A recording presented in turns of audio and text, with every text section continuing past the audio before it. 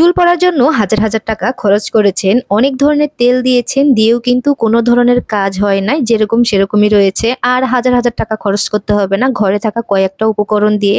সেজন্য কিন্তু আমি এখানে কয়েকটা টিপস বলে দেব, এটা যদি ফলো করেন আপনার মাথার চুল পড়া কমাবে, মাথার চুল ঘন হবে, কালো হবে, সে সাথে কিন্তু আপনার মাথাটাও কিন্তু ঠান্ডা থাকবে। বিশ্বাস না হলে এটা বানিয়ে আপনি দেখতে পারেন। এখানে আহামরি কোনো টাকা পয়সা আপনার খরচ করতে হবে না ঘরে থাকা কয়েকটা উপকরণ দিয়ে।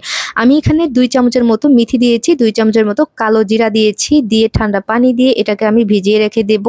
আমি কিন্তু এটা 2 বারের মতো ধুয়ে নিয়েছি। ধোয়া হয়ে গেলে একটা ঢাকনা দিয়ে ঢেকে 20 মিনিটের জন্য এটাকে রেস্টে দিতে হবে। তো রেস্টে দেওয়ার পর এটা কিন্তু অনেকটাই ফুলে যাবে। এটা দেখলে আপনারাই বুঝতে পারবেন, দেখেন এটা কতটা ফুলে গেছে। মেথি, কালো জিরা এইগুলার সম্পর্ক যদি আমি বলতে যাই বলে শেষ করতে পারবো না। এগুলার ভিতরে এত পরিমাণে গুণাগুণ আছে যেটা আমি বলে আমি সারাক্ষণও শেষ করতে পারবো না, মানে ঘন্টাখানিকেও শেষ করতে পারবো না। এখন হচ্ছে এটা আমি ব্লেন্ডার করে নেব, ভালোভাবে করে একদম মিহি করে নিতে হবে যতটুকু সম্ভব হয়, যাতে করে মাথায় দিলে দানা দানা না থাকে, সেজন্য একটু সুন্দর করে মিহি করে নিতে হবে। চাইলে কেউ এটা পাটায় সুন্দর করে বেটে নিতে পারেন যাদের ব্লেন্ডারের ব্যবস্থা নাই। এবার লাগছে আমাদের একটা পেঁয়াজ। তো আমি একটা পেঁয়াজ নিয়েছি সুন্দর দেখে, দেখেন এটা কিন্তু সুন্দরভাবে করে আমি পাটায় সুন্দর করে বেটে নিয়েছি। এখন হচ্ছে এই পেঁয়াজটাও আমি দিয়ে দিচ্ছি।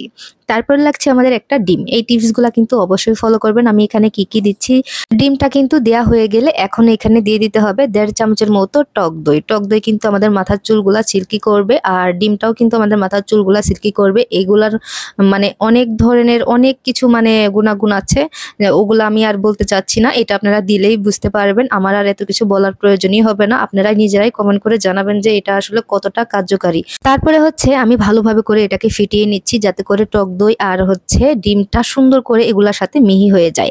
এবার লাগছে আমাদের নারিকেল তেল। নারিকেল তেল এমন একটা তেল, আপনি যত দামি নামি তেল দেন না কেন, এই নারিকেল তেলের মতো কোনো তেলই হবে না। শুধু এটা মানে আমি বলছি কারণ হচ্ছে যে নারিকেল তেলটা আমার খুবই পছন্দ। মাথায় দিলে মাথার চুল কিন্তু অনেক বেশি ভালো হয়। যে কোনো তেলই দেন, আমি অনেক ধরনের তেল দিয়ে দেখেছি ভাই, আমার মাথার চুল আরো পড়ে যায়, আরো সমস্যা হয়।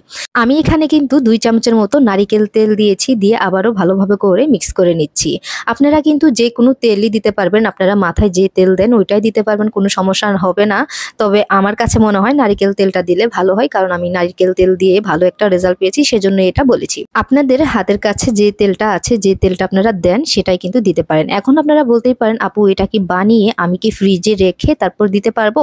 একদমই না, কারণ হচ্ছে এখানে আমরা ডিম দিয়েছি, পেঁয়াজ দিয়েছি, এটা যদি ফ্রিজে রেখে দেন তাহলে এটা ওরকম একটা কাজ হবে না, ভালো হবে না। আপনি এটা বানিয়ে সাথে সাথে দিতে পারেন আপনার যতটুকু পরিমাণ লাগবে। তো আমার হাজব্যান্ড হচ্ছে ওর মাথার চুল পড়ে শেষ, ও বাইরে যায়, কারণ হচ্ছে বাইরে ধুলা বালু এগুলার কারণে কিন্তু ওর অনেক ঘন চুল পড়ে শেষ হয়ে গেছে। তো এটা দেওয়ার পর চুলগুলা দেখেন মাশাআল্লাহ অসাধারণ হয়েছে।